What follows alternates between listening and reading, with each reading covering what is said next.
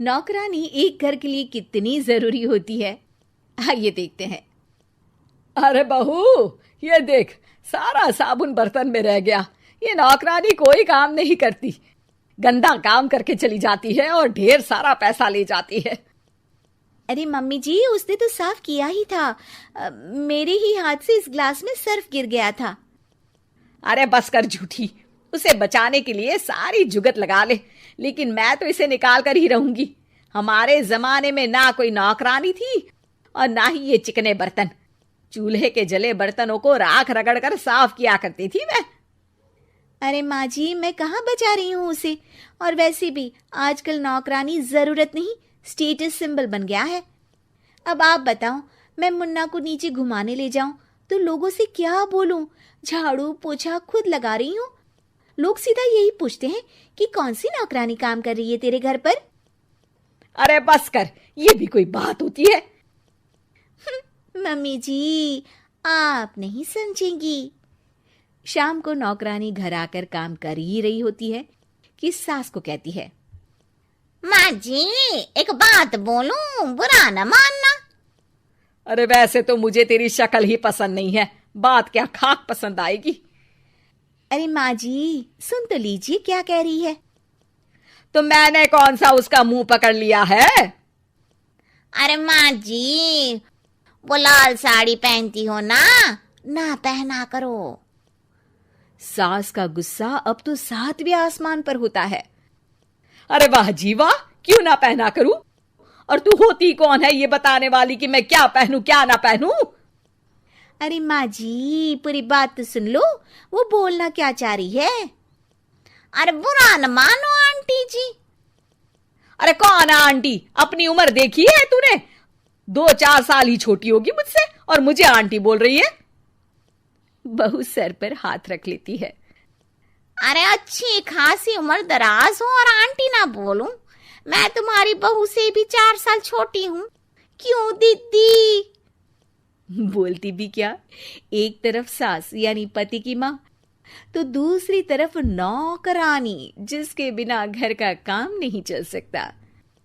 वो दरअसल माँ जी की शादी में बहुत जल्दी हो गई थी ना। अच्छा ये झगड़ा छोड़ो, ये बताओ तुम माँ जी को लाल साड़ी पहनने से क्यों मना कर रही हो? वो ना, इनकी उम्र की सारी औरतें सोसाइटी में इनके लिए बात करती हैं कि तुम्हारी सास बुढ़ी घोड़ी लाल लगाम है। बहू को ये सुनकर गुस्सा आ जाता है। अरे वाह वाह, कौन बोलता है जी? खुद क्या है यहाँ की औरतें, बाल सफेद लेकिन टाइट जींस और कोई कुछ भी पहने।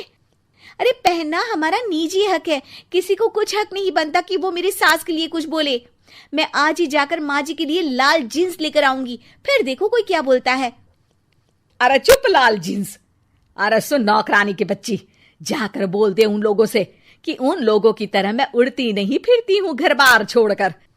अपने बच्चों और नाती पोतों में मन लगाती हूँ, ना कि सारा दिन ताश के पत्तों में आंख गड़ाकर 3 पत्ती खेलूं।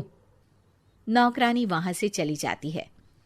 वैसे बहू, नौकरानी के क्या फायदे हैं ये तो पता नहीं, लेकिन सबसे अच्छा तो ये कि पता चल जाता है कि कौन किसके लिए क्या बोल रहा है। सोसाइटी में तेरा नौकरानी रखने का इरादा बिल्कुल ठीक था। अगले दिन उन लोगों के घर की बेल बजती है। बहू दरवाजा खोलती है कि सामने कुछ औरतें खड़ी होती हैं। अरे बहू, कहाँ है तेरी सास? बुला जरा। अरे बहन जी, आप सारी एक साथ आइए आइए, कैसे आना हुआ? अरे 3 पत्ते खेलने आई हैं, क्यों खेलोगी?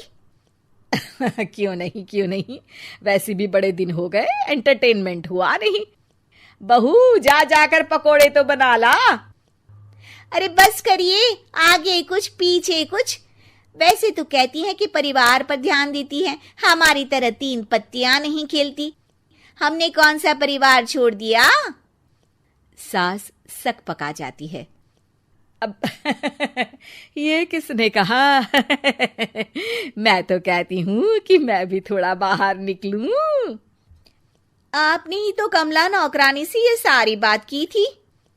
सास और बहू को अब सारी कहानी समझ आ जाती है कि सोसाइटी की औरतें क्यों भड़क रही हैं। माफ करिए आंटी, मैं छोटी हूँ लेकिन फिर भी पहले तो आप लोगों ने माँ की लाल साड़ी का मजाक उड़ाया था ना।